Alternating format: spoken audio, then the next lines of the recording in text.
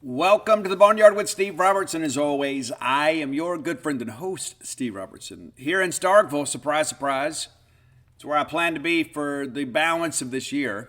It's been a busy stretch, as you guys know. It's good to be back. My sister Reagan told me last night she thought I was getting sick. I don't think so, but nevertheless, it's Friday football day, which means tomorrow we play the University of Alabama. We're going to break down Alabama. We've got a top 10 list that's kind of an ode to Nick Saban. Yeah, Roy captured the list of each SEC football coach's favorite artist.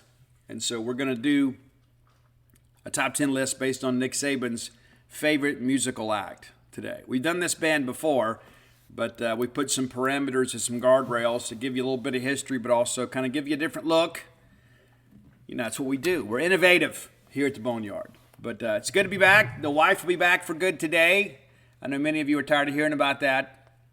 I can assure you, nobody's more eager than I am to move on from that topic. But has completed her last shift as a travel nurse, and I'll be headed home today. And it's got to be getting this true rest thing up and going. Yep. And I went by yesterday and saw the space, and they're doing all the foundation work, and all the great things are happening. And appreciate everybody's enthusiasm and your exuberance about the new business. And you can get more information at truerest.com. Kind of check it out. It's really special for us to be able to bring this to Mississippi. It's true. First True Rest franchise in the state of Mississippi right here in Starkville. We're trying to make Starkville a better place. I know many of you love that sort of thing. And there were some people when we first began this said, oh, you should consider Jackson or Madison or Ridgeland or Tupelo. Well, I don't live those places. I live here. And so we're going to do what we can to make Starkville a better place. And so we'll got some things to do, obviously, some hurdles to clear as we finish up here. But pretty soon we'll have you a really cool place to go get some rest and relaxation and, I don't know, maybe address some of your physical needs as well as your mental needs. So we're excited about that. But, yeah, I'm happy to be able to sleep in my own bed for a bit. I think I told you guys 5 states in 7 days. I laid my head in 5 different states in 7 days. And I know my dogs miss me.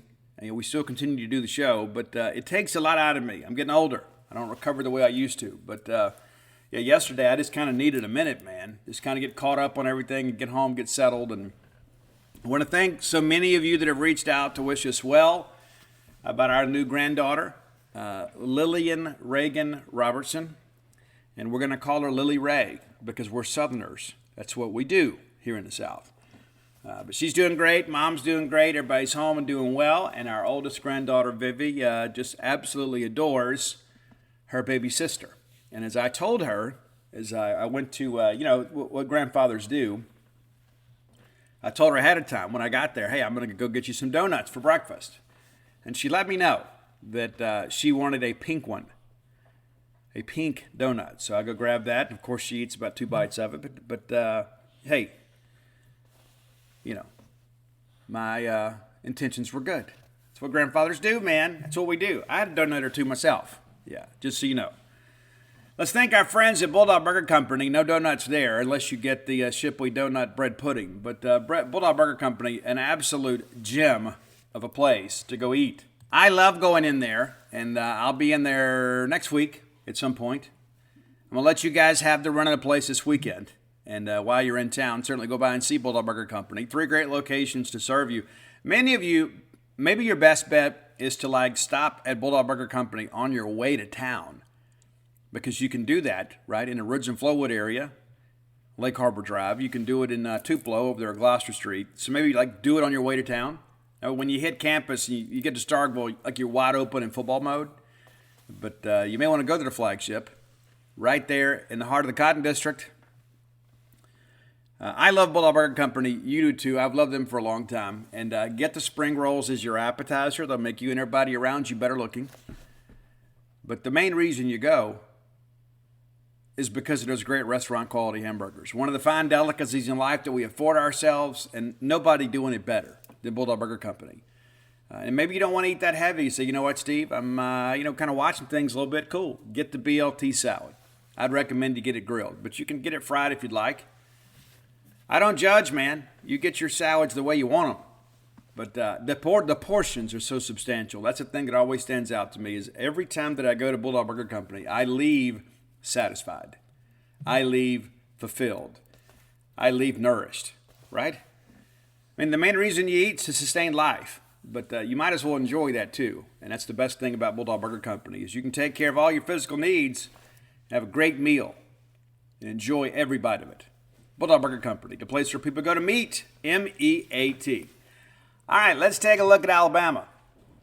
Now, usually, when you're facing Alabama, you say, you know what, hey, this is a certain loss. And when the schedule came out, we all said, you know what, hey, we lost to them, 15 years in a row?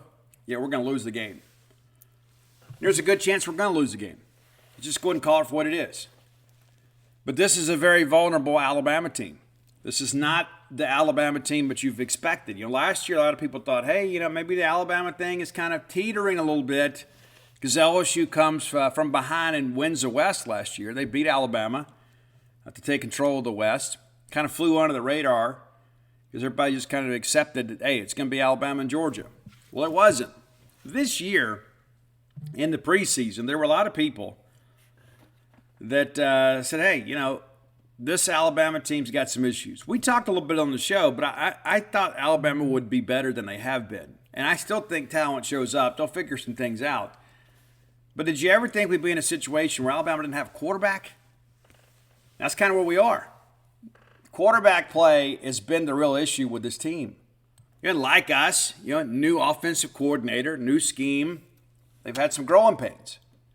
And, we're only acutely aware of what happens with the teams that we cheer for, right? But this Alabama offense has got trouble. They do.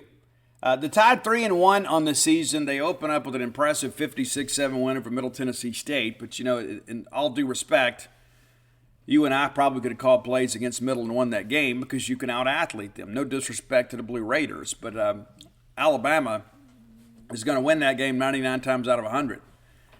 Since that ball game, this offense has been rather anemic. They lose to Texas 34-24, and really, really sloppy performance. The next week, you say, okay, well, they'll right the ship. They go to South Florida. They had a lot of players that were kind of questionable. They didn't play them, and they win the game 17-3. Not impressive at all. And then last week against Ole Miss, even though they win the ball game, they basically do it because of their defense, 24-10. So since that opening weekend, Alabama's scored 24 points twice and less than 20 once, and that was against South Florida. You wouldn't expect that. Now, listen. Against Ole Miss, you expect a competitive ball game. Give the Rebels some credit. They've had some days that things have gone well, but they've had some others that haven't. They've had some big blowout losses to Alabama as well. But, with that Ole Miss offense, you felt like, well, that they can make this game competitive. It was, but Ole Miss only scores 10 points. So defensively, outside of the Longhorn game, you think that's kind of the outlier. This team has played pretty well. But 3-1, and there is a lot of concern down 82. A lot of people are worried about what is to come. You look at the schedule for them, of course, back-to-back road games. They're going to be at Mississippi State this weekend, and then next weekend go to A&M. They will host Arkansas, and then Tennessee, and then LSU. They're at Kentucky. They finish up with UT Chattanooga and then travel to Auburn. Based on what we've seen through 4 weeks, you look at that and say, you know what? This team is not done losing ball games. And this is a very meaty part of the schedule here as we get in October. You're going to play, 4 consecutive weeks. You get the open date there before LSU. But there's a good chance they lose a ball game or two. And who'd have thought we'd have been saying that at the beginning of the year, that, hey, we could enter the month of November and Alabama could have 3 losses. I didn't expect that. I thought Alabama was going to be much better. And again, you look at it, you get so in tune with what happens with your program and say, wait, it's still Alabama, though. That's what I always told myself. It's like, hey, the supporting cast around the quarterback is so good, they'll figure some things out. And I don't know if you looked at this Ole Miss game last week. with Alabama. Many of you probably watched it. It's one of those games you look at, and it's like it was really. I hate to say that it was a great defensive game. It was really a game of offensive ineptitude. Defense played well, but part of the reason they played well is because neither offense was really legit. And listen, Alabama got some calls and got some no calls that went their way. You saw the play, the clip that made the rounds out there, where Jackson Dart gets face masked and targeted on the same play, and they don't call it. And there's all this talk about protecting the quarterback. I mean, how many times does it seem like we get, I go back to the game at BYU a couple years ago, right? Will comes off that right side blitz on a fourth down play, and he just touches the quarterback's helmet, just touched it. Ends up costing us a football game. And then you've got a situation right here where an SEC quarterback is face masked and targeted in full view of the officials, and nothing's done. They didn't even replay it. And you got to know that going over there. Anytime you go to Bryant-Denny Stadium, you got to know you got to be 3 or 4 scores better than them, because if the officials have a chance to make a play here, they're going to make a play. And I don't care what anybody says, and I know I'm going to get some text a little bit later. Well, Steve, same old conspiracy theories to Alabama. Well, they're true. What do you want me to say? The evidence supports that. And the thing about it is I wrote, it seemed like every year I write a column about how bad we get screwed against Alabama. But you go back and you look, I mean, the evidence is there. I mean, Jeff Batts, a guy that threw the phantom block in the back penalty on Dedrick Thomas on Colin Hill's touchdown run during the Jim Moorhead era. The guy gets suspended from officiating SEC games. And let's not forget the whole Calvin Ridley thing, right? He runs out of bounds of his own volition, and then the son of a former Alabama quarterback, right in front of me and Mike Nemeth, tells Kenny Williamson, I've got to force out on the Alabama wide receiver. It cost us the game. So don't sit here and tell me, because, it can't be so coincidental. And I'm a conspiracy theorist at heart anyway. But it can't be every single year there continues to be these issues that pop up over and over and over and over again, And that was one of the things that I appealed to the SEC office, is it's not enough to say, well, because the SEC rules suggest an official cannot officiate a game of their alma mater or their spouse's alma mater. Okay.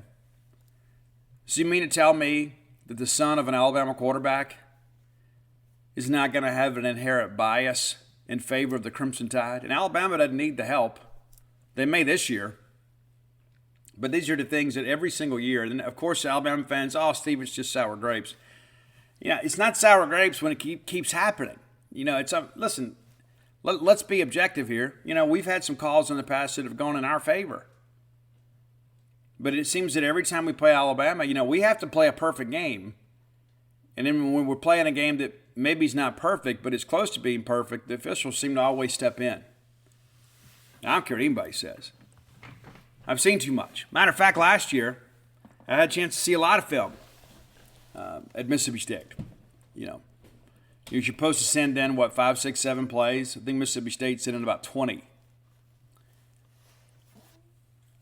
It's ridiculous. But anyway, you feel like I'm making excuses ahead of time. But let's go back to this Alabama-Ole Miss game here quickly. Big crowd, always is, and you'd expect that. But, guys, it was a 7-3 game after one and 7-6 at the break. And a lot of people are thinking, you know what? Maybe this Ole Miss team can get them. Maybe they can. Ole Miss and Lane Kiffin do a great job on that opening drive, kind of scripting things out, running tempo and getting down the field and getting an early advantage. Well, they didn't score on the first drive. Alabama goes down, takes a 3-0 lead, but Ole Miss rallies right back on the second drive and makes it 7-3. And from there, it really wasn't much of a ball game as far as crisp offensive execution. There were a couple nice drives both teams put together, but on the Ole Miss side of things, it just wasn't great. They get that 75-yard touchdown drive. That proved to be the longest sustained drive of the day for Ole Miss. That was it. Then the very next drive, 3 and out. The next one, 3 and out. The next one, 3 and out. So after the touchdown, Ole Miss puts together 3 consecutive 3 and outs Alabama defense is a good job kind of slowing the game down for them. They have one other drive that gets deep. They get a field goal out of it, but 14 play, 58 yards there in the third quarter. Ole Miss had one drive in the fourth quarter. That's it. Alabama played key points. Excuse me. They had two drives. Excuse me. One of them was just 4 plays for 1 yard, so you could see how I'd missed that. But not a lot of sustained offense in this ball game. And you go back and look here at the team numbers here. Alabama getting it done kind of with some balance here. They have 20 first downs in the game, 9 rushing, 9 passing. But 131 yards rushing, 225 yards passing in the ball game. And, we talk about dual threat quarterbacks giving State a lot of trouble, and they have been. I don't know what to expect from Milroe. But I know this, he's probably licking his chops thinking, you know what, when I drop back on third down, my first 2 reads aren't there, I'm just going to run to the middle of the field. We got to change what we're doing in that respect. But Alabama just 356 yards of offense. Ole Miss with 301 in the game. Alabama punted just 3 times with an average of 48.3. But, in the second half of this ball game, Alabama just kind of took over. There's a difference in the talent. I don't care what the recruiting rankings say. Alabama, when the game was on the line, says, you know what, we got this. We're done with this. But Milroe, 17 of 21 in the game. And based on the way that we have defended the pass the last 2 weeks, I mean, goodness gracious, I'm sure Jalen Milroe's looking at this saying, you know what, I got a chance to have a big ball game. He was sacked 4 times. Ole Miss able to get to him for sure. But Jason McClellan leading the team with 105 yards rushing in the ball game. Milroe ran 16 times for 28 yards. It's going to be awfully interesting to see how this thing kind of shakes loose here. But, a lot of people thought Ole Miss would go win the ball game. I didn't think so because I'm not a big fan of this Ole Miss offense without a healthy Quinshon Judkins. And you lose 2 electric receivers in Malik Heath and Jonathan Mingo. You don't get better. I know you can get in the portal and you get some pieces, but Ole Miss lost too much on offense to expect them to be as explosive. And then on top of that, Judkins has been hurt. And so, we'll see how long it takes him to get healthy. And is this going to be something that lingers all year? But after a physical ball game against, Ole Miss, against Alabama, I'm sure he's not feeling great today. But eager to see what this team. Hey, Bulldog fans, you hosting a big shindig soon? Maybe a horror movie marathon? Maybe an impromptu game night with friends?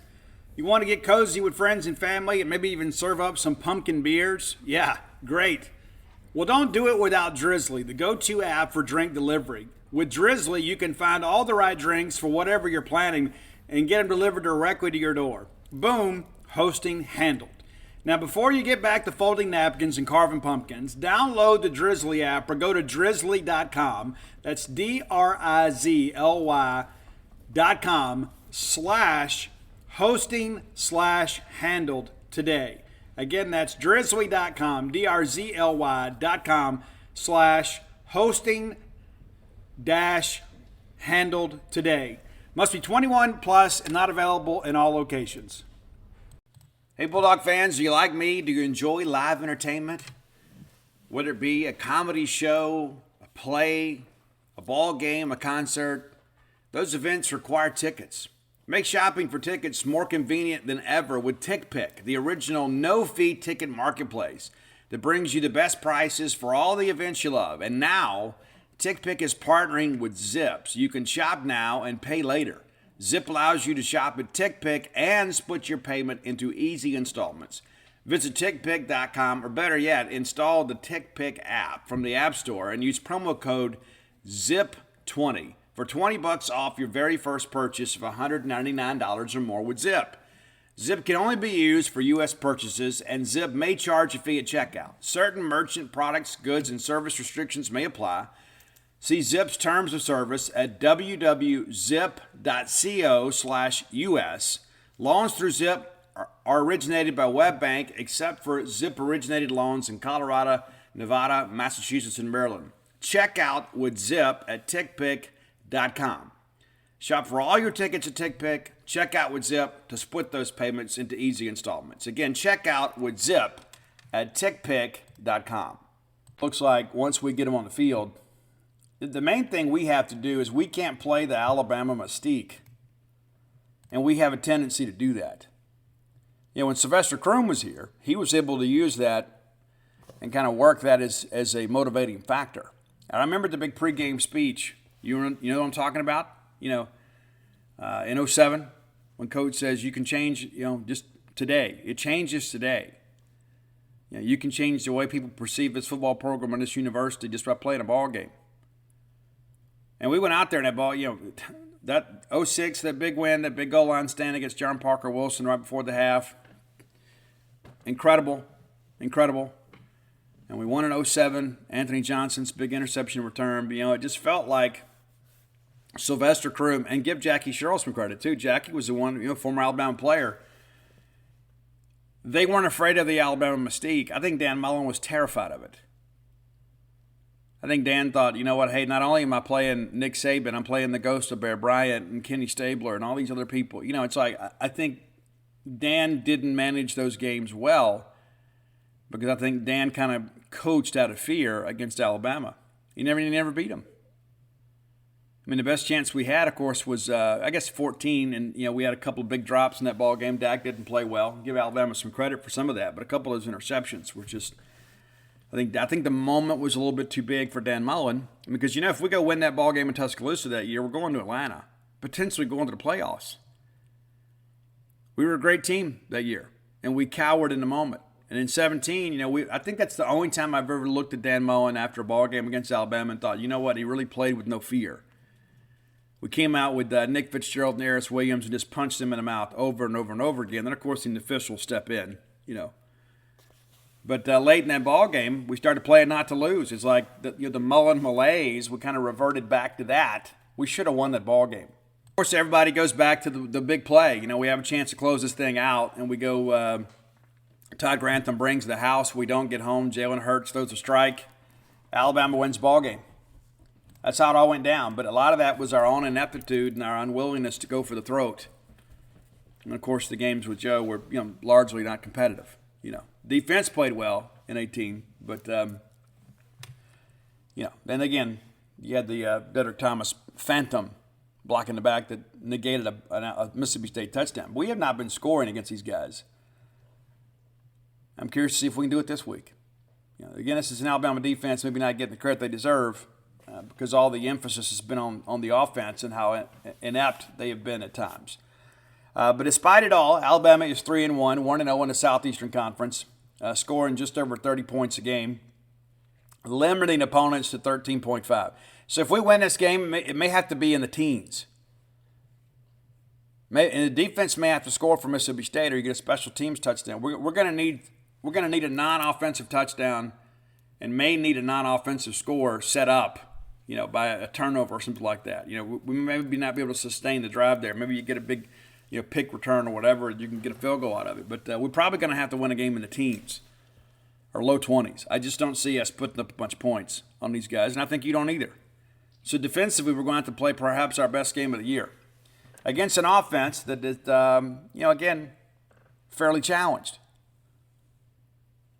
Alabama with 39 first downs, rushing this year, 29 passing. They've allowed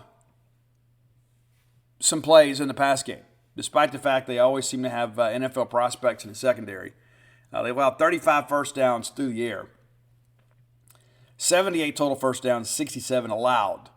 They're rushing 161.5 yards a game, giving up just over 100.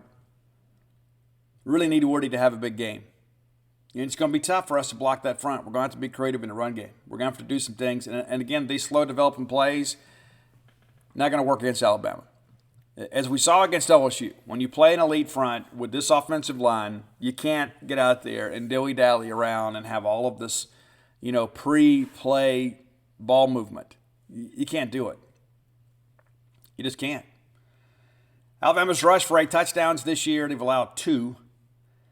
As a passing standpoint, as a conglomerate of Alabama quarterbacks, they are 58 of 95 with 3 picks.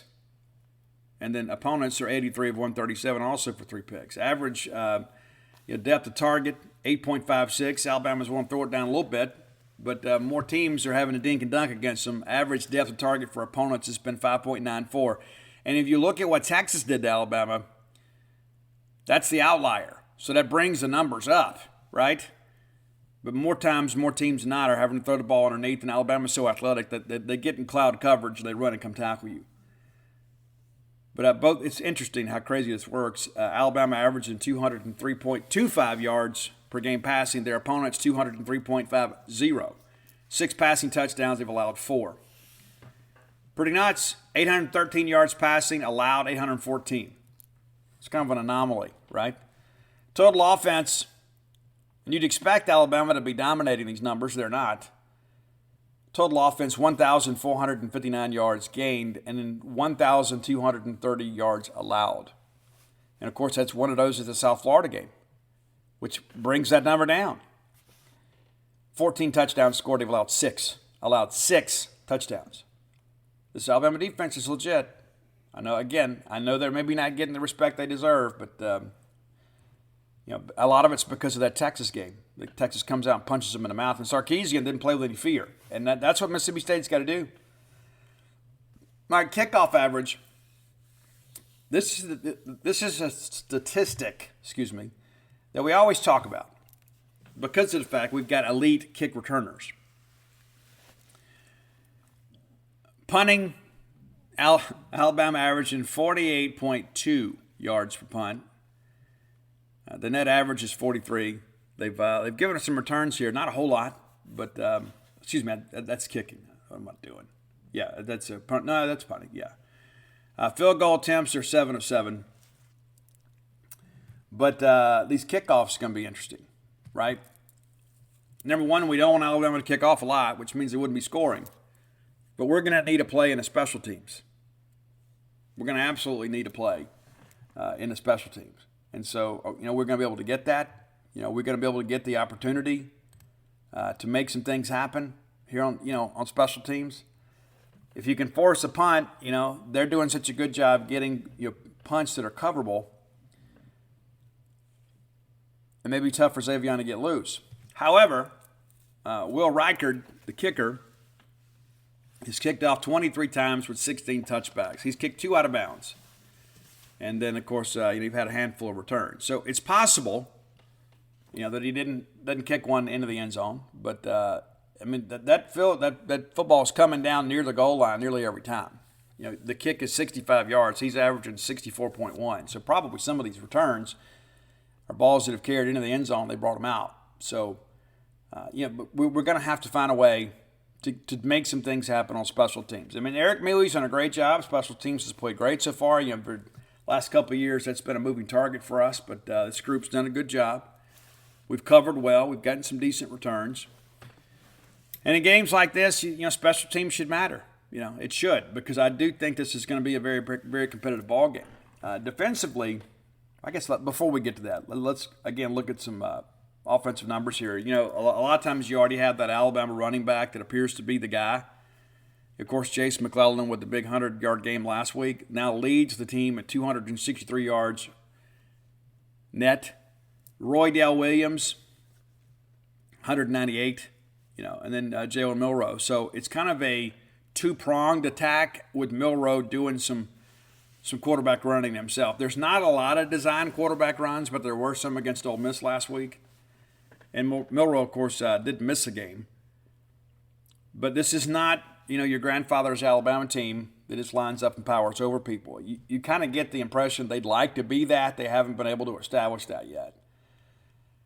There have been, it seems like everybody other than the walk-ons have played at quarterback.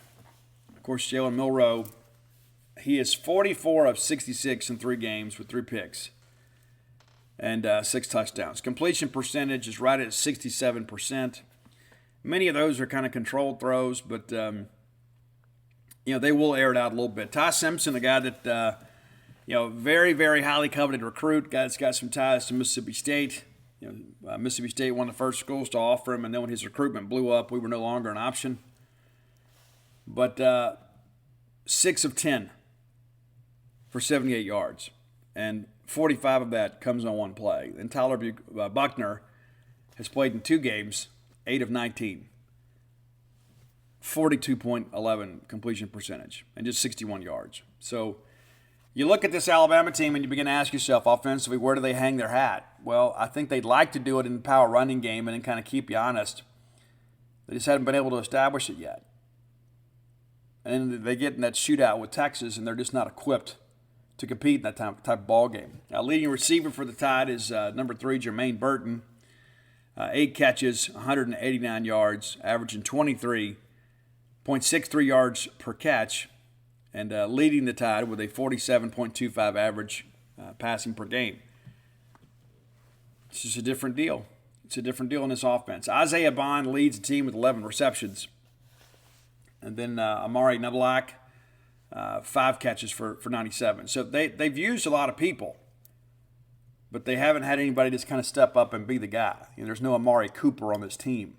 Burton is probably the guy, right? That's probably the guy you got to identify. As we saw with Leggett last weekend, we are not as strong at corner as we have been, and we hope to be, but we're not there. So you got to know they're going to try to scheme some things up. DeCarlos Nicholson got picked on a little bit last week. And so I suspect they'll try to get Jermaine Burton into some of those situations. DeCam's having a decent year, probably not having the year that many had hoped so far. And he's going to get some big matchups. And this is a guy that's put some good things on tape. But if he wants to go pro this year, these are the kinds of games that he's got to show up. These are the kind of players he's got to be able to show up against. And again, this is not an Alabama offense that has been able to really establish any sense of dominance. And so it's still Alabama. And that always looks good because everybody understands the caliber of athletes that the Alabama Crimson Tide coaching staff routinely recruit. So you want to get paid, this is where you got to put your work in. So I'm expecting this to be a very competitive ball game, and I don't think it'll be a high-scoring game. Just because Alabama hasn't shown the ability to do that, but also I know that they know how to manage a game too. If they get a lead in that second half and get 2 scores on you, you're just going to salt the game away. They'll get behind that big offensive line and just make the mistake. But we'll see. But again, Alabama not living up to expectations at this point. Not their expectations or even our expectations. And again, people always forecast the end of the Saban dynasty. And he's talked extensively about the NIL stuff and how he asked many times, is this what we really want in college football? And people were like, Coach, you're antiquated in your thinking and all that sort of stuff. You got to change some things. And so they're trying to adjust. But I think, what we're seeing too is that maybe Nick Saban's reluctance to really embrace NIL here, especially in the portal, is maybe negatively impacting their team. I think maybe some of that is caught up a little bit because many of their contemporaries, the ones that are willing to go write the big check, are writing the big check. And I think Nick Saban's a guy that I can tell you for a fact there was a recruit in the state of Mississippi a few years ago that was being courted by Alabama in another school within this state, not named Mississippi State. And Nick Saban was quoted as saying, you know what? You can take their $10,000 now, or you can come to Alabama and put in 3 or 4 years and maybe sign a contract worth $10 million. So he's not naive to the game. But the reality of it is that everybody's changing. And I think in many respects, maybe this NIL thing has caught up with Alabama a little bit. It's true. And of course, you can dig into it too. You look how well they've recruited quarterbacks according to the recruiting rankings, and you think, well, they shouldn't be in this situation. Well, they are. They are. Maybe some changes because of the fact of all these, the revolving door of coaches at times on offense may have kind of caught up with them too. But it does appear they're kind of the end of a talent cycle. And then on top of that, you're installing a new system. So there's a lot of factors involved here. But again, Alabama may come out here and put up 50 Saturday. I'm not expecting that. But I know that they have the athletes that are capable of doing that. And at some point, things are going to kind of click between that staff and that quarterback, and they're going to get some things going. You just hope it's a week or two from now. But we're going to have to bring a good effort, just because Alabama's got a brand of athlete that we rarely see. And we play in a Southeastern Conference. But ideally, because of the way that Alabama develops players, the way that their strength and conditioning program, they're at a different level. And that's why it's such a big deal for anybody to beat Alabama.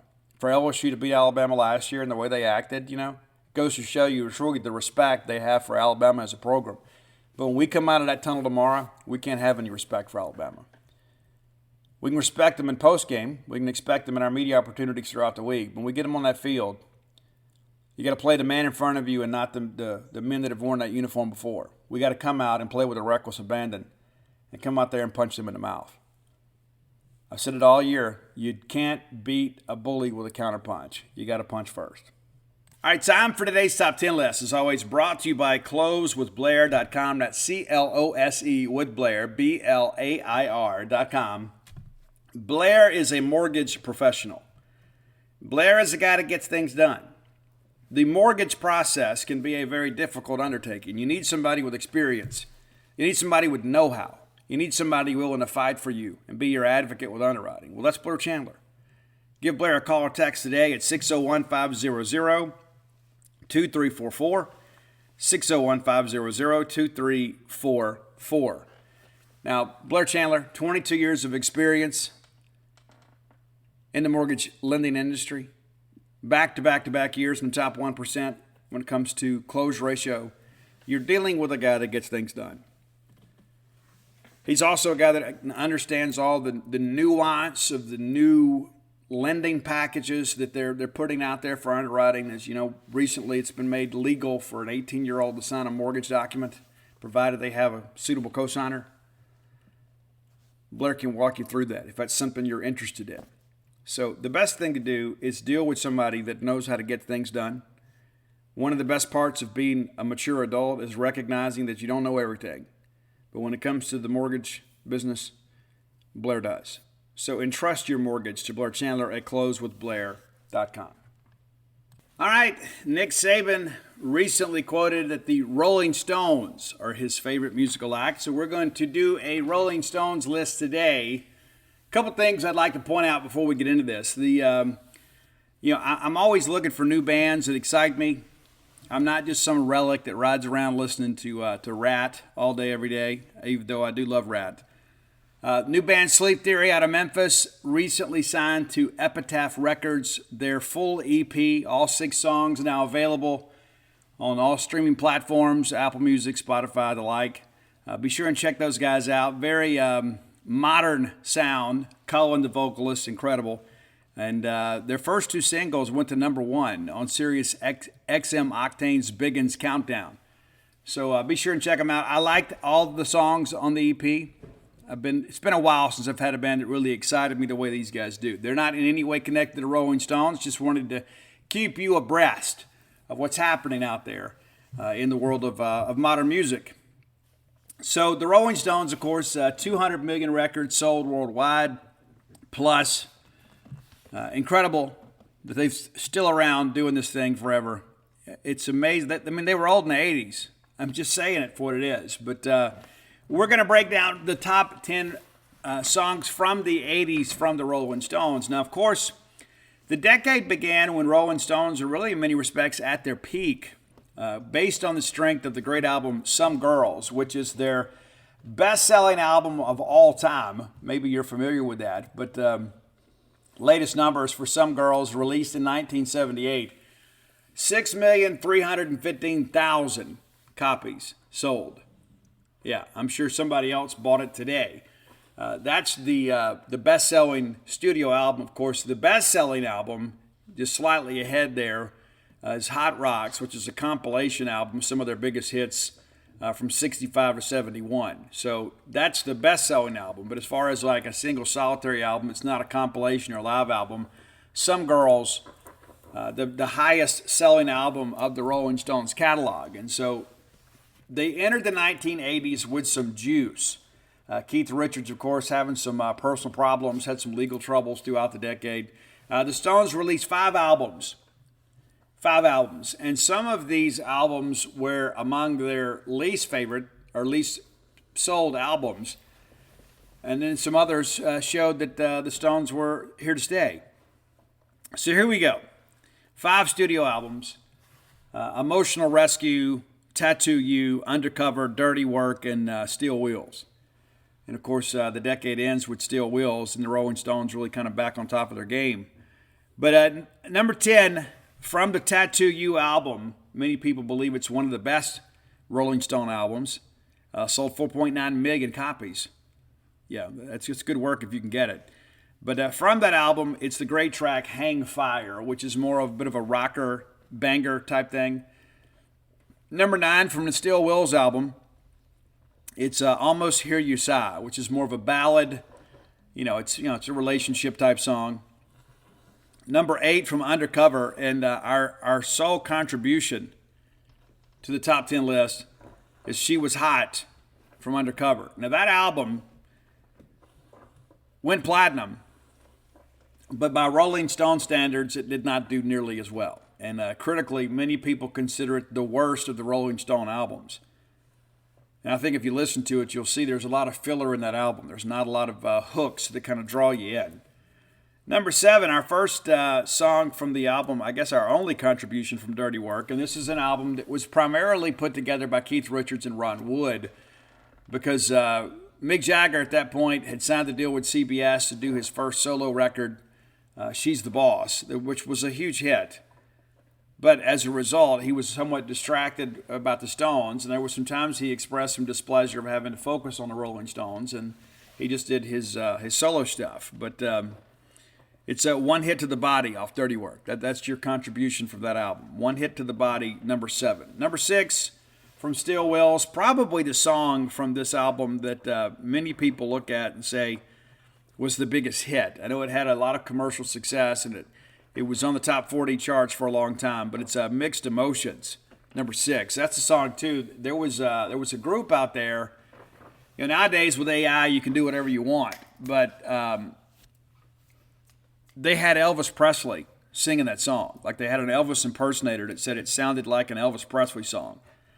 And there's probably some truth to that. So Mixed Emotions, number 6. Number 5, the last song from the Steel Wheels album, and another huge hit for them, it's Rockin' a Hard Place, number 5. Rockin' a Hard Place, number 5. Number 4 from the Emotional Rescue album, of course, which was the first album of the 80s for the Stones. It's a great track, She's So Cold. I'm so hot for her, but she's so cold. Many of you have lived that. We all have lived that. From Tattoo You, a very, kind of nostalgic song, kind of subdued, but the song has got a great vibe. It's Waiting on a Friend, number 3. Waiting on a Friend. Number 2, the title track from Emotional Rescue, which was a huge hit. And this is around the time that the Stones kind of went disco a little bit. Music was changing. And this album is when you really began to sense the rift between Keith Richards and Mick Jagger, because Mick wanted to kind of embrace what was happening in music, and Keith wanted to be true to the classic Rolling Stone sound. So in some respects, the album was a little bit disjointed, even though it sold 2.4 million copies. This is when things began to kind of like teeter a little bit. You come off Some Girls and Emotional Rescue, it's like, okay, we had some success. Then Tattoo You, okay, we're back. Undercover, we really take a dip. Slowly build our way back up with Dirty Work, which, again, just kind of one of those albums you look at and say, things were not good in the House of Stones. But Emotional Rescue, a great track. But number 1, off Tattoo You, probably a song that is synonymous with sports. It's a great track, Start Me Up. It seems like it's an anthemic song, and it's played at sporting events all over the country and really all over the world. But again, an interesting decade for the Stones, because you have kind of this, all this juice pushing into the decade, but things were kind of fragmented within the band, and I think the work kind of reflected that. And then after Mick had gone out for a few years and done a couple of solo tours, they come back and reunite. And I remember on MTV watching it, back when MTV played music, the Rolling Stones had a press conference to announce the release of Steel Wheels, and there's Mick with a boombox playing to a microphone, because the technology was so antiquated at the time, we couldn't pull that off. I guess we didn't have RCA jacks available that day. But again, 3.3 million copies sold of Steel Wheels. So again, the decade starts with Juice, and then we begin to kind of move along and then really have the big dip. And so it was a tumultuous decade in the career of the Rolling Stones. And so, Nick, I'm not sure you'll hear our list, but I hope you approve. Many of the Stones' hits, of course, came from the 70s. Some of their more classic hits, the ones that are considered classic rock songs, came in the 70s. And as music began to change toward the end of the 1970s and the early 1980s, and of course you had the rise of bands like Aerosmith. And so Aerosmith, in many respects, was kind of true to the old British sound because of the way that band was structured. And of course, a lot of people thought Aerosmith was basically kind of a Rolling Stones ripoff. And so they were doing such a good job with it, they kind of displaced the Stones for a bit. And then, of course, in the 80s, as Mick kind of recommitted himself to the band, things changed. And they kind of recaptured their fan base. And our Dave Murray went and saw them play last year in Jacksonville. And as he said, not bad for a bunch of old farts, right? But you may not know this. The Rolling Stones have a new album called Hackney Diamonds that is due out October 20th. So a couple singles have already been released. One of those, a duet with Lady Gaga, Sweet Sounds of Heaven. So 2 tracks from that album have been released. And so if you're a Rolling Stones fan, there is a good chance this may be the last real hurrah. And I say that with as much respect as possible because of the fact these guys aren't going to live forever. Of course, as Dennis Leary said, years ago on the great comedy album, No Cure for Cancer, couldn't record that today because people are so sensitive. But he made the comment back then, about rock against drugs, how that was kind of hypocritical. It's like Keith Richards telling everybody, don't do drugs. Like, Keith, we can't. We got to wait for you to die and smoke your ashes, But these guys have lived a long time and had an amazing career. So on behalf of Coach Nick Saban, that's our top 10 list for today. Rolling Stones from the 1980s. And again, 5 albums released with varying levels of success. But be sure and check it out. If you have ideas for the top 10 list, reach out and let us know.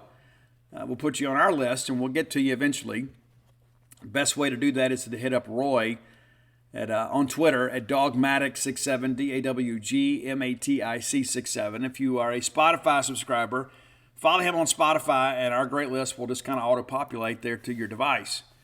But again, let us know. We're always happy to do it. We love to talk a little music here on the show. Kind of makes us a little bit different. It's we're college sports, we're music, some life lessons from time to time. Try to have some moments of inspiration. But I'll be honest with you, I was not a big Stones fan growing up. I wasn't. I didn't really learn to appreciate the Stones until much later in life. And, at some point you got to look up and say, what, a band that has this level of longevity and this measure of success, maybe I was wrong about them, maybe. And there were parts of me in the 80s, I was like, man, why are we still dragging these guys out here on MTV? It's like their time has passed. But it truly hadn't. I think the Stones, obviously a very timeless band, one of the most successful recording artists in the history of the planet Earth. So you got to begin to reconsider, maybe I'm wrong. But most of my favorites are from the late 70s. I know many of you may disagree, but you never know. We may circle back to the Stones at some point. But again, new album due out next month for the Rolling Stones. All right, next segment of the show brought to you by Campus Bookmart, a Starkvillian institution. Be sure and check them out next time you're in town. Neatly positioned on the backside of campus. You come in on 182, you take that turn there at the trooper station, and then you ride on up towards campus and to the left, just before you turn on the campus to head to one of Mississippi State's historic sporting venues, there's Campus Bookmart. Go in there and see their smiling faces and peruse their fine selections. A lot of people make the claim they have the most Mississippi State merchandise. Well, they're all pretenders to the throne, because Miss Kathy Brown ensures that Campus Bookmart right here in Starkville, Mississippi, has the greatest selection of Mississippi State merch. If you can't make it to town to see their smiling faces, visit them on the World Wide Web at campusbookmart.net. And by being a loyal Boneyard listener, we'll give you a phrase that pays. That's BSR, which stands for Beautiful Steve Robertson. That gets you free shipping on all orders over $75. Any order less than $75, absolutely incomplete. Christmas is coming up. Be sure and think ahead. And be able to work with our folks at Campus Bookmart to outfit your family for the holidays. The one thing that every Bulldog wants under the tree, whether it be from Santa or from you or from somebody else, is some fresh Mississippi State gear, whether it be a golf shirt or T-shirt, whatever, a nice little piece of memorabilia, something that you can put around your office and your home, whatever you'd like. Campus Bookmart has it for you. Longtime sponsors of the show. and certainly appreciate their contributions to us. All right, let's take a look around the Southeastern Conference. Touched on this a little bit Wednesday with the lines, but we'll give you a little more analysis here. And eager to see, man. This weekend, we always talk about like Separation Saturday. This is one of those Saturdays where some people are going to find themselves kind of behind the curve, and some people are going to take a step forward. Should be a very interesting weekend. Of course, if your Bulldogs manage to get a win here, it kind of ends the month with maybe an unexpected W, but also most people expected us to be at 3-2. We were hoping to beat South Carolina and likely losing Alabama. And so if you get through September 3-2, and you've got mainly your contemporaries, people that are kind of similarly situated, you feel like you can have a really good year. I haven't given up on that. But we need to see some fight from this team. And I thought we saw some last week. I really did. But didn't get the result we wanted. But defensively, there were times that things broke down for us. But as I mentioned on Monday's show, as we recap it, the defensive performance in the second half didn't look so bad in hindsight. You had the one big play to open the third quarter. And then from there, you have only one sustained drive that ended in a field goal. And then you have, of course, the incomplete pass called a fumble. There was a gift to South Carolina that allowed them to push the lead back up to 2 scores. So you get the short field there. But defensively, we didn't play as bad as I thought in live time. But we haven't played well enough. I'm not going to sit here and say we played good. We didn't play good. We didn't play well. We just didn't play as poorly as I thought. But when we needed to get a stop late in the ballgame, we couldn't get one. All right, looking at this week, Florida at Kentucky. That's going to be one of 2 11 a.m. games. That'll be your ESPN game. I'm not sure what to make of either team. And that's why I think this weekend will kind of give us some clarity. I'm not sold on Kentucky just because they're Kentucky, and I get so tired of being force-fed that Kentucky's supposed to be great. They win this ball game, they set themselves up pretty well. Florida, on the other hand, too, it's like just when we think, okay, they lose to Utah, and you think, okay, well, that's not totally unexpected. This is a team that many people expected to be a 5-7, 6-6 quality team, and that's very much in the realm of possibilities. But they were so anemic on offense against Utah. You think, okay, can't jump on board yet, but I'm not ready to, throw the baby out with the bathwater. The next week, of course, they play McNeese State, beat those guys 49-7. You expect that. In the swamp, you got to be able to out-athlete them. And then they host Tennessee and really kind of did what they wanted to against Tennessee. And if you're a Tennessee fan, this is one of those games you looked at on your schedule. You're like, okay, we got to play Georgia and Alabama. We'll win the rest of them. And now all of a sudden you start thinking, well, the chances of us going to the Florida Citrus Bowl rather than the New Year's Six Bowl is very much a rising possibility. Not to mention they could lose in the ball game. And then Florida wins that game, and you're like, okay, all right, this is a game I didn't expect. I love chaos in college football when it doesn't involve us. And they beat Charlotte last week 22-7. What are you doing? I don't understand that. I don't understand how. Yeah, you won, but why was that game as competitive as it was? And so, which Florida team is going to show up? Offensively, other than that McNeese State game when they could just out-athlete people, they've struggled offensively. Even in the game against Tennessee, they weren't great offensively. And so, when you see this measure of success, and in some respects, this limited measure of success, you begin to think maybe this is schematic rather than personnel. Kentucky is a decent recruiter, not an elite recruiter. So Florida's going to have to go in there and play well. But, I like Florida to win the game. And maybe it's because I've got an axe to grind with Kentucky. But, Kentucky has played absolutely nobody to date. They're 4-0. With wins over Ball State, Eastern Kentucky, Akron, and then Vanderbilt. And then the Vanderbilt game turned to be a little bit of a wild one. They won at 45-28. But this Kentucky offense has really had some issues. But all of a sudden you look at the numbers here, and the fewest points scored has been 28. I think the difference in this ball game is going to be quarterback play. Whichever quarterback plays the best, their team's going to win. So we're going to go with Florida. All right. Texas A&M and Arkansas, that's your SEC Network game. This is obviously played in Jerry World. This has been a very interesting series as of late.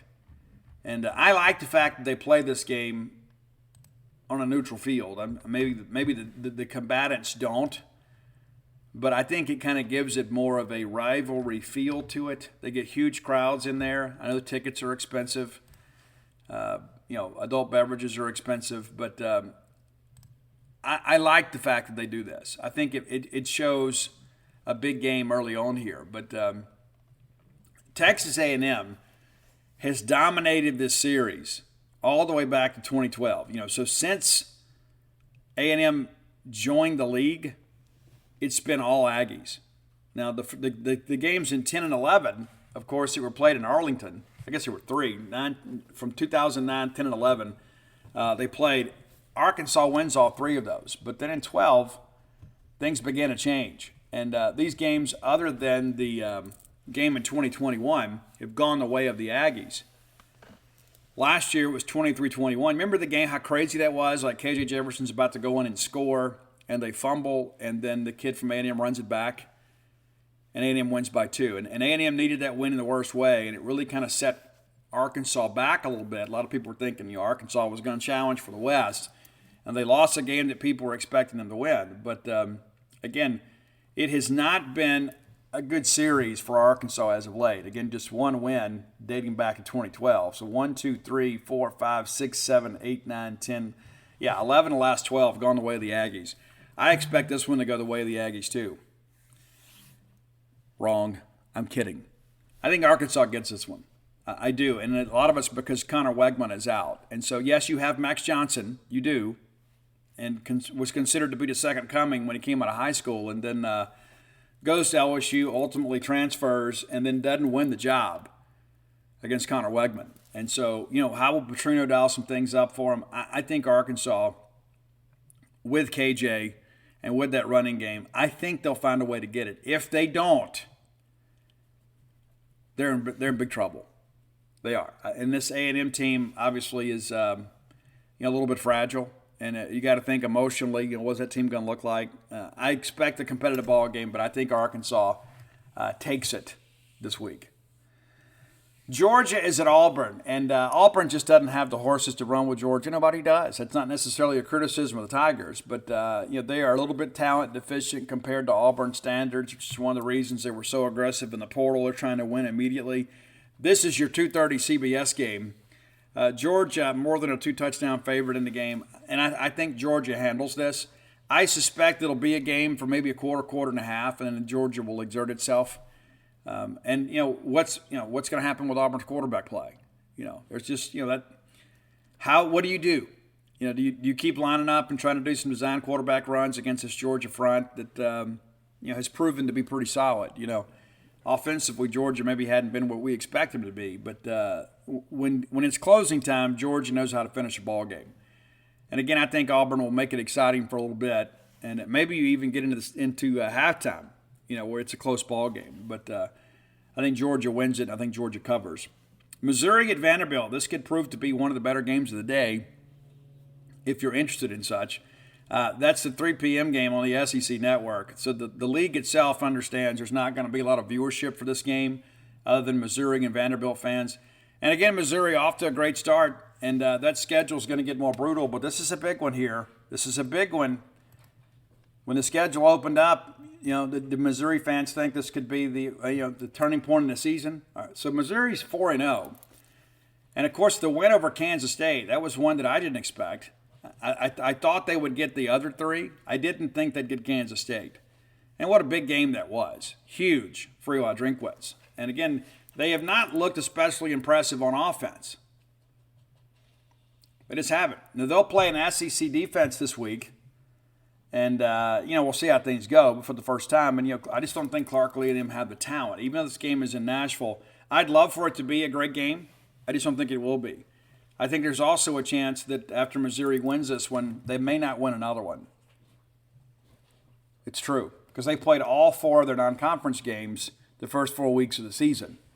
Now you're about to go through this 8-game SEC schedule. And, you get the one bye week before you play Georgia. Right? I mean, so it's like, hey, thanks. I just don't think Missouri's good enough to go into Athens and win this ball game. But I think there is a good chance that Missouri, despite a 4-0 start, will end up with a losing season. I think that possibility is very, very, very real. That's why this one's so important. They got to win this one. I suspect they will. Next week, LSU makes a trip to Missouri, and then Missouri goes to Kentucky. So that's one I'm sure that Missouri's thinking, hey, we may be able to get that one. But an interesting scenario here. Hey, can Mizzou find a way to win enough to get to a bowl game? They can, but I think the East is better than it has been, and maybe they're a part of that. But this week I got Missouri winning a ball game on the road at Vanderbilt, and that's not a hot take. I think that's probably what we all pick. But I think it's interesting when you look at the dynamic of the schedule, kind of how things sit for the Tigers, and what makes this week all the more important. If you get this one, you're 5-0, ranked in the top 20, even though you hadn't played anybody. And then you just got to find a way to pick off one to get bowl eligible for the second straight year. LSU is at Ole Miss. A lot of people are fired up about this game. I don't think it's going to be the game that people expect. Now, will Ole Miss come out and try to do the little blitzkrieg thing on the first drive and go down and get a score? You better believe they will. And they've had a lot of success doing that. I just think that defensively they kind of met their match in many respects. That front of LSU is legit. They will get after you. They will stop the run. They will get in your face. Of course, now that you've got some people healthy. But, you look at this, Ole Miss won back in 2021, 31-17. But that's really one of the only ones they've had, in recent years. I mean, they get them in 15. Really, really, impressive win for Ole Miss and those guys then. But, dating back now pretty much a decade, LSU has kind of had their way with Ole Miss. There have, back in 2020, they had the crazy game, the 53-48 game when Ole Miss scored all those points late. But they have had a lot of trouble stopping this LSU offense in recent years. You go back starting in 2016, it's a 38-21 game. In 17, it's 40-24. 18, it's 45-16. 19, it's 58-37. 20, it's 53-48. And then again in 21, Ole Miss gets it up 31-17. Last year, 45-20, LSU. And so you can say, hey, Steve, a lot's changed since then. But the one thing you look at here, outside of the outlier in 21, is in the last several years, this LSU offense has done what they've wanted to do against Ole Miss, no matter who the coach has been. And I remember last year, that was the big game. Everybody's like, hey, Ole Miss is going to go into Tiger Stadium. They're going to beat LSU. And Jaden Daniels had one of his best games as a Tiger. I suspect it's going to be a similar type game this week. I really do. I know that LSU is a slight favorite in the game. In the eyes of some people, I think LSU wins this game by a couple scores. And I think once you get into the second half, I think that LSU's physical strength and conditioning program will kind of take over for sure. So that's how I see it. Now, of course, is Ole Miss capable of winning the game? They are. I just worry a little bit if I'm an Ole Miss guy just about the health of Quinshon Judkins, because you're going to have to run the football against LSU to have any measure of success. And I just don't know if they're going to be able to do that. We'll see. I just don't see it. So I like LSU to win. I like LSU to cover. And I don't think it's a blowout, but I don't think it's a game where LSU is really stressed much in the second half. South Carolina is at Tennessee. This could be a big ball game here. I expected Tennessee to be a better team than they have been. And I think a lot of it, again, as I talked to our friend Bill Martin, who was media relations director of Mississippi State for a long time under Dan Mullen, left and, took the job at Tennessee. And think a lot of Bill and his family. And as Bill says, it's different when you don't have five. Hendon Hooker, obviously an iconic player in recent years, and the guy that Josh Heupel needed, and Joe Milton's the guy now, and it has not been maybe the tidy changing of the guard that many people forecasted it to be, but this is a Tennessee team that can explode in spurts. Of course, they beat Virginia, a bad Virginia team, 49-13 in week one, and then they struggled a little bit offensively against Austin Peay. And that's when you look at it and say that they just have to take these guys seriously. And then the next week they lose to Florida. Yeah, So that wasn't just an outlier. It shows that there's some real issues. And then, of course, Tennessee gets Texas San Antonio last week, and they beat them, by 31. They're at home this week against South Carolina. This is a South Carolina team that is largely one-dimensional. Kansas-Tennessee front matchup with Spencer Rattler and kind of keep him in the pocket. He got us on some runs too, but by and large, Rattler beat us with some big plays. So Tennessee's going to have to match up on the outside. What will they do with Leggett? If they can take Leggett away and make somebody else beat him, But again, I kind of lament the loss. It's a game we should have won. But give South Carolina credit. They made the plays to win. I think this is going to be the SEC game of the week. It is the 6:30 game on the SEC network.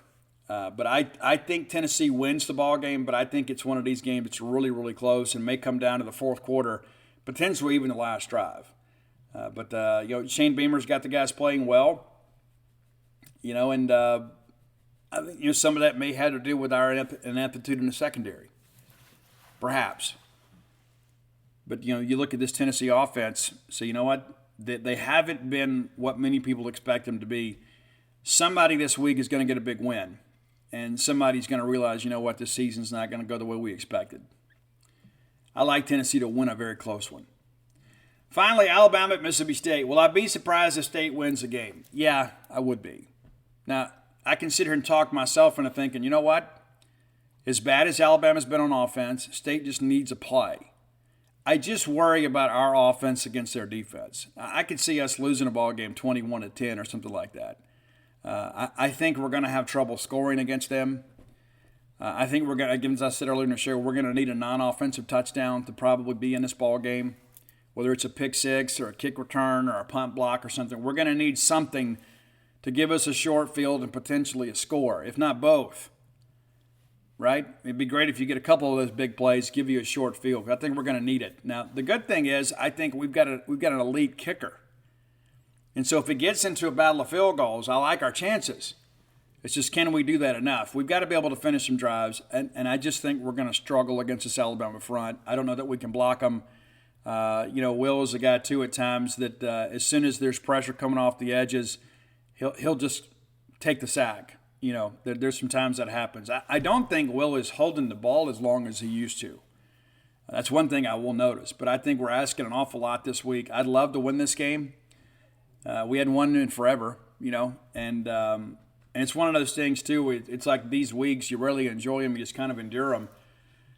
Can State win the ball game? Yeah, we can. I think we're going to need some help from Alabama to do it, though. I really do. I don't think this is going to be a shootout-type ball game by any stretch. I think it's probably a game that the winner probably scores in the low 20s, and maybe a situation where the first team at 20 wins the game. I just don't know if we can get to 20. I really don't. And there's a reason we play the games, and you never know when something magical and mysterious is going to happen. So I don't want to come across as a Debbie Downer. I'm just going to shoot it to you straight. I think the State defense is going to be able to make plays against the Alabama offense. They'll give up some too, right? There'll be some individual matchups where we don't pair up good on the outside and we get beat. And that's what we have to do, really, defensively, is we can't give up the big play. We've got to methodically make them march the ball down the field and hope they make a mistake. And I think they will. I think because quarterback play has been so sketchy, if you can eliminate the big play, I think Alabama's going to have a tough time scoring. Now, they'd love to line up and run it down your throat, but again, they just have not been able to establish that level of identity and the physicality up front that they normally have. But if something big happens early for State and you get a lead and you get the crowd in the ball game, anything can happen. That's what I'm hoping for, but it's not what I'm expecting. So I got Alabama winning the game. I think they're going to cover too. I don't know what the latest line is, but I think Alabama wins this ball game, by 2 scores. But and again, that'd make us 2-3 at the end of September. And a lot of people, again, even though that most realistic people said, you know what, I think best case scenario for us is 3-2. And I shared all fall and all summer that I felt the South Carolina game was a swing game for us between a good season and potentially a really good season, potentially a great season. And we've dropped that game. And so now here we are taking on an opponent that we've all expected to lose to. You find a way to win, it could be a signature win for Zach Arnett, of course, get some buy-in. And the Bulldogs schedule obviously gets a little easier from here. I mean, obviously we play in a Southeastern Conference, so there are no there are no easy weeks in this league, but you get through this one, and next week you get Western Michigan, then you travel to Arkansas and then Auburn, and then Kentucky comes to Mississippi State. I think at this point you look at Arkansas, Auburn, Ole Miss, Mississippi State are all pretty much kind of the same team, just kind of depending on which week you take a look at them. And so we need to get some things together.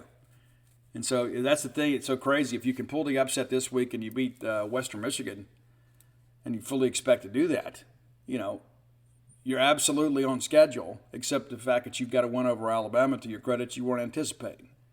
And that's heading into the last part of October against a couple teams that we've had some success against. So we'll see. We'll see how things go and kind of progress here. But, we've got to find a way to go out there and make some plays tomorrow, because Alabama is going to bring more talent. They're going to bring more coaching experience. And you look at it in many respects. I mean, yes, it's going to be a great crowd. There's also going to be a lot of Alabama people there. It's going to be a great atmosphere. It's going to be a night game. We've got all day to kind of get everybody fired up and ready to go with those cowbells. But in every other aspect, the advantage is for Alabama. You look at quarterback play and say, you know what, hey, we have the more experienced quarterback. He may not be the athlete that Joe Milroe is, but if it gets down to that, if it gets down to decision-making, if we can protect, certainly favors Mississippi State. But there's just not a lot of intangibles you look at here and say, hey, well, State has a real strength here. I think the benefit is the fact that this game is at home, and you've got an experienced team that's tired of getting beat on by Alabama. But we have not had any level of offensive success against them. You may recall last year, we scored on the last offensive snap of the game to snap a streak of futility against them, which lasted years. We have not been able to put the ball in the end zone with any regularity against Alabama. So why would I expect that to change this year, especially with an offensive system that has had a lot of ups and a lot of downs, but has not had much in the way of consistency? And so, again, I think we have to have some non-offensive production to make this a close ball game. I don't think it'll be a blowout, but I don't think it's a game that Alabama will be stressed in the second half. So again, running down your winners for the week. Running them down one more time. Florida on the road. Arkansas from Jerry World. Georgia on the road. Missouri on the road. LSU on the road. Tennessee at home. And Alabama on the road. So it should be a good week for the road teams in the Southeastern Conference. Would love to be wrong, but that's kind of how we expect it to go. All right, final segment of the show brought to you by our friends at International Auction LLC. You can visit them at internationalauctionllc.com or call them at 888-861-0999. Why is that significant? Well, they're giving you the opportunity to purchase at auction some incredible property right here in Starkville. You could be just 5 minutes away from Duty Noble Field, Davis Wade Stadium, and Humphrey Coliseum. You could tailgate at home.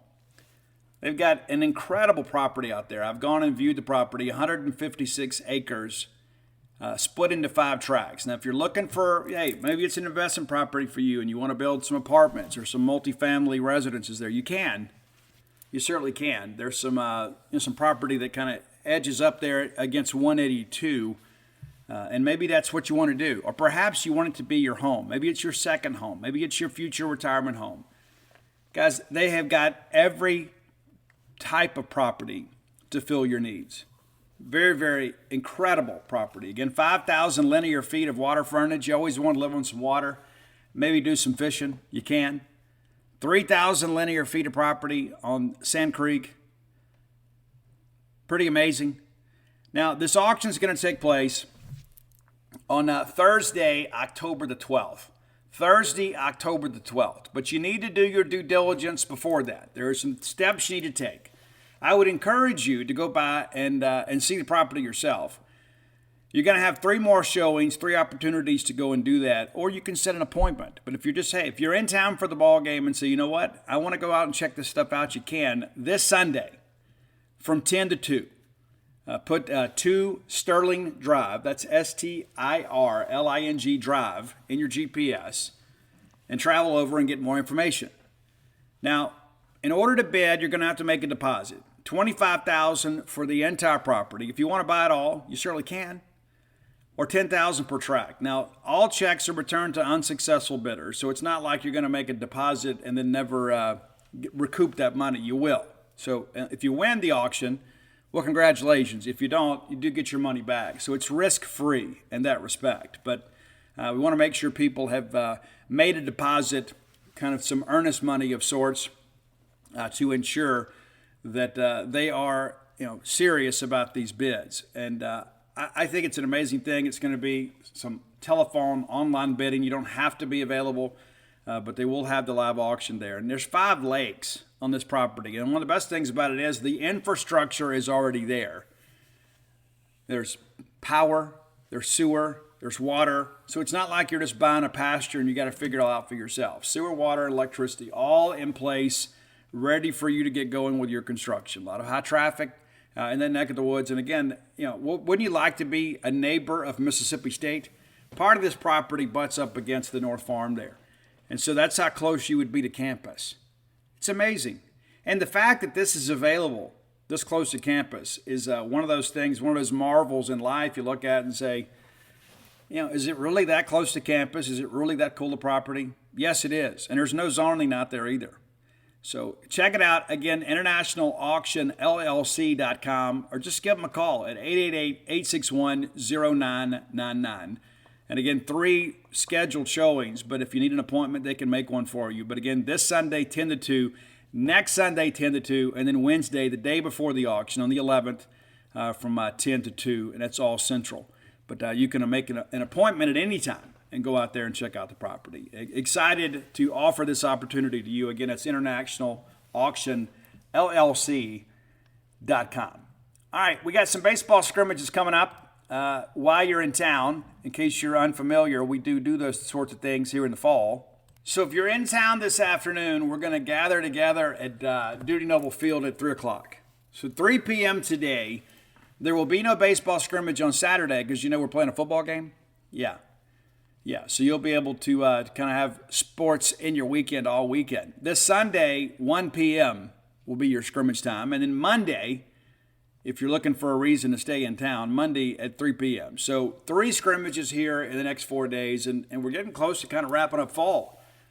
We'll have, the trip to Louisiana Tech coming up, and then we'll host UAB and begin to kind of start winding things down. Some things are beginning to settle, as we discussed on the show, kind of figuring some things out, who's going to start and that sort of stuff. And, a lot to figure out. Pretty impressive so far. And also of note, too, collegiate baseball ranks the incoming Mississippi State signing class is number 10 in the country. And we shared many times, we've got some young guys, too, that we expect some big things from, Jackson McKenzie being one of them. I don't know that that's a name that got thrown around a lot as we got into the Major League Baseball draft. There were people all excited, about, Mekhi Grant, who has been outstanding. But I think it's important to understand that we have an influx of talent. We got a lot of guys that are coming in doing some great things. And it's important to understand that this is a baseball season that is extremely important, not just for Mississippi State baseball, but certainly Chris Simonis. The pieces are there to be a very good team. Just how quickly can Justin Parker get these guys up to speed? I've been impressed so far what I've seen from pitching, and that's the thing too. Not everybody's going out dominating, but you're having some guys that are having impressive outings, and you're seeing some guys, Nate Dome specifically, week to week to week, getting better with every outing. And I do believe he is going to be a factor in the starting rotation. Is that where our needs are best served? Potentially. We talked a lot about that in the postseason that, we had to go find our Friday night guy. Perhaps we had one here. Carson Ligon, of course, has had an appearance, and Cal Stevens has had a couple. Bradley Lofton obviously has done some things. Does he stay on Tuesdays? Does he go to the weekend? Gerangelo. Sinjay is another guy, too, that pitched some big innings for us last year. And I think the whole thing with him, with Gerangelo, is just getting his confidence back. Get his confidence back, kind of get him going. We know that he is a guy that can really, really pitch. He's a guy that is very competitive, and he had some good outings for State last year. But towards the end of the year, it seemed like he really struggled to find the zone. I'm eager to find out all the parameters of the new strike zone this year, because last year it was a little more of a, it was a tighter zone because we really weren't given the benefit of the corners. But what they do when you go to fall scrimmages, and you'll see this if you haven't attended yet, is on the scoreboard they have, the TrackMan zone, and so you're able to see, pitch velo and exit velo, but also location. The thing that I have been impressed with is we are doing a really good job keeping the ball down more times than not. When I thought about last year, when you have, guys like, Landon Sims, and you got Will Bednar, guys that can throw a two-seamer and a four-seamer and have some rise in the zone, but also to have some bite with the slider. You can call pretty much what you want. And last year, and really the last 2 years, it appears that we've kind of tried to run that same pitching strategy with pitchers that perhaps aren't quite as talented. I think when you look at this group, I think the talent is there. How will Parker kind of utilize them as we kind of get into the preseason? But listening to Parker talk about his philosophy, he continues to say, hey, we have the talent. It's just a matter of us finding a way to harness that. And there were some things they did. I mean, you look at how hard that Nate throws, and then you go out there and you see him throw it these days, and it's a little more effortless. It looks a little more fluid. So what that tells me is that Parker's vision is kind of taking root, because we know what we have with Nate. We do. At least we think we do. But I've been impressed with him, and it doesn't appear to be that he's kind of fighting himself. There were times kind of Nate got by on just being able to throw harder, but I think the way that he has embraced the Parker pitching philosophy, you're seeing him have a more fluid motion.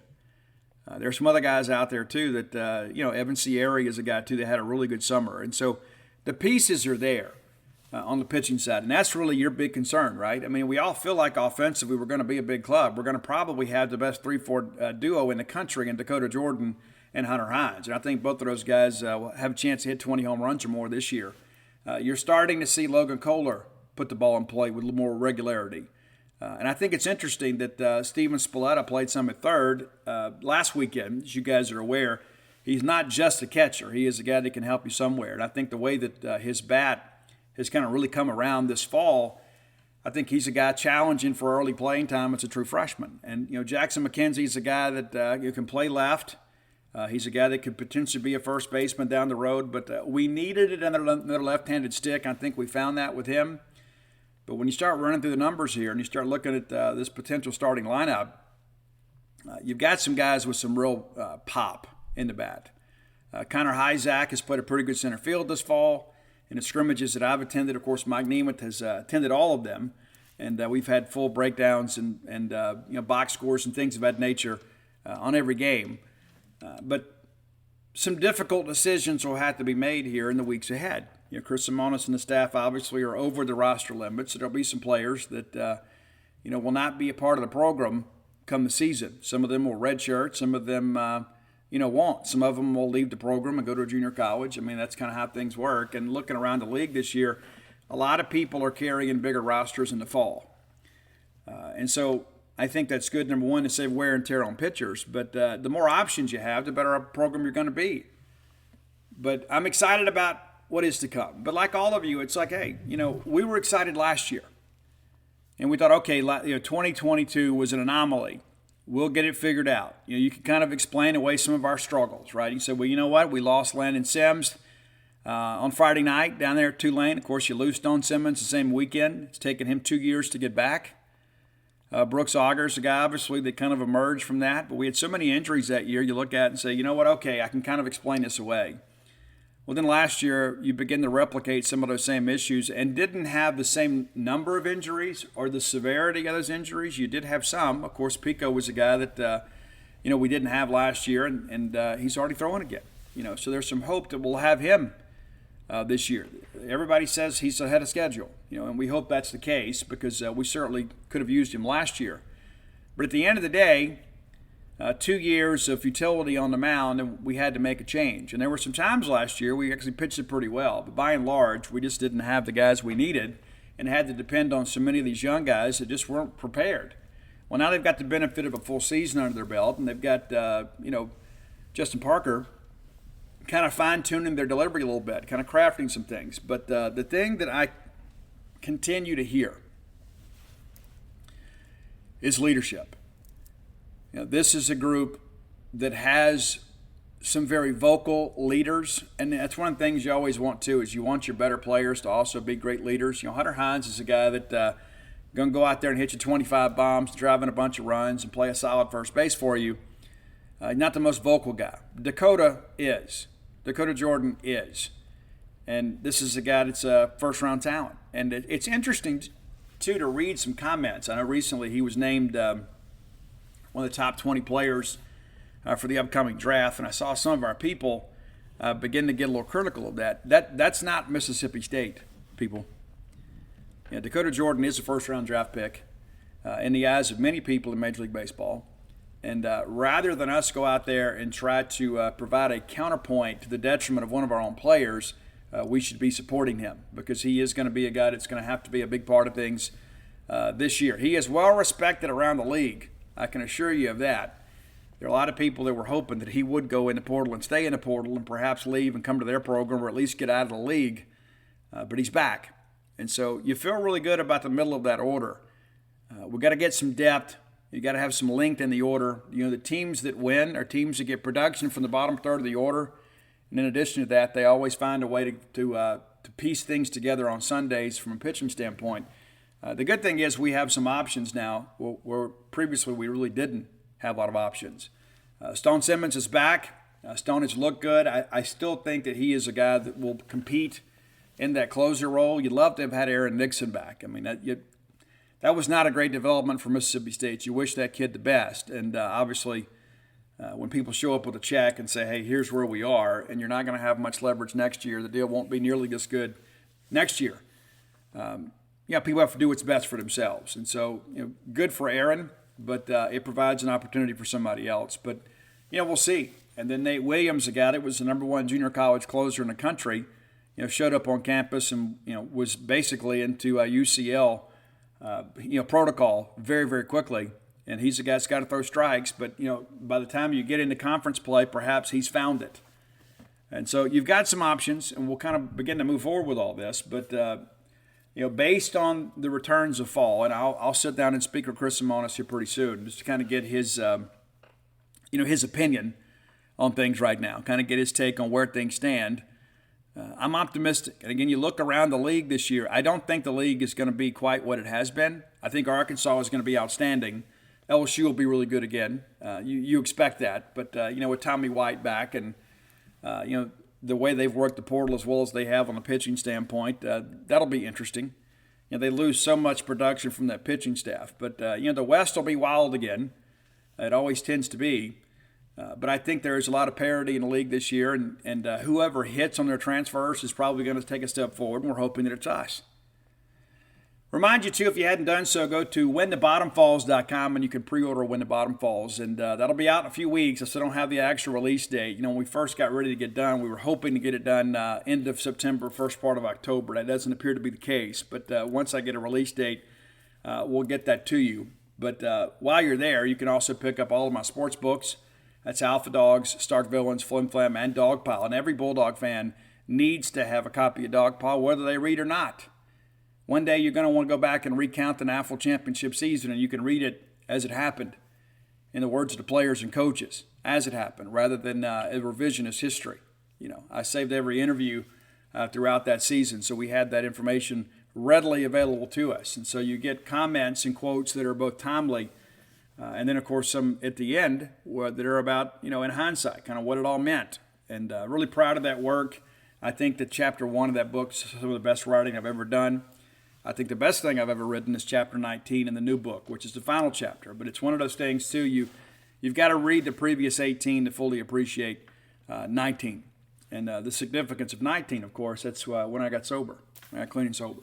So that's what that's all about. And in many respects, I was a hopeless drug addict, and some people that loved me refused to give up on me, and I was able to find a new way to live. And so my hope is that if you or someone you know is struggling with addiction, that you can share that book with them, and perhaps it'll provide some hope in their lives. Because I always say, don't ever surrender the people you love to drugs and alcohol. Just don't do it. Don't give up on them. Don't give up.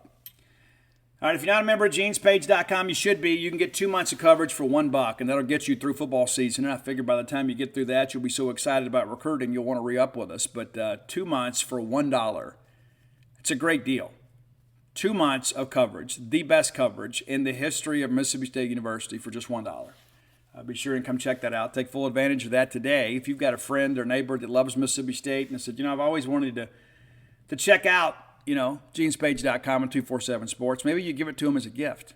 So here you go. I'm going to give you 2 months. Here's a nice little test drive, and you can come be a part of it and follow the ebb and flow. And we've got a lot of really great posters that are very knowledgeable, and we've got some that, they're just very passionate about Mississippi State, and they've got a lot to share. And we certainly need you to be a part of that discussion. Come over there and be a part and read all of our great content. Most of our team coverage is free, but our recruiting stuff, by and large, and our one-on-one interviews, of course, are VIP. We got to be able to, pay the light bill. So come be a part of that. Again, 2 months for $1. All right, so we're back with you on a regular schedule. I think we had a regular schedule this week, even though I had to do it all over the country. But I will be in Starkville. I guess the next time we leave will be when we head to Arkansas here in 2 weeks. So 2 weeks from today, we'll finish up the Friday show, and then we'll head to Fayetteville, Arkansas, and spend some time with the new grandbaby and the family up there. We'll cover the ball game on Saturday, head back on Sunday. So, again, you'll have a pretty regular schedule for the rest of the football season, barring something totally unforeseen. And look forward to being back with you guys on Monday. Hopefully we're recapping a day for the ages because, our wins against Alabama have been few and far between, especially in this current generation. Jackie Sherrill, of course, had a three-year winning streak against those guys, 96, 97, 98. And since that time, it's been decidedly in favor of Alabama, with the exception of those 2 years for Sylvester Croom in 06 and 07. So could be a day. I'm just not expecting it. And that's the best thing about sports. Sometimes you get what you don't expect, and sometimes you get better than you expect. And perhaps that'll be the case. It'll be so much fun to recap an upset of Alabama on Monday. Just not expecting that to happen. Hate to be the Debbie Downer, but that's how I feel about it. And look forward to seeing so many of you around campus on Saturday. That's one good thing about the late kick is we get plenty of time to kind of congregate and socialize and catch up with each other and, hug some necks and shake some hands and all that good stuff. All right, but until next time, let's all live our lives in a way we make more friends than enemies, and people can see a difference in the way we live.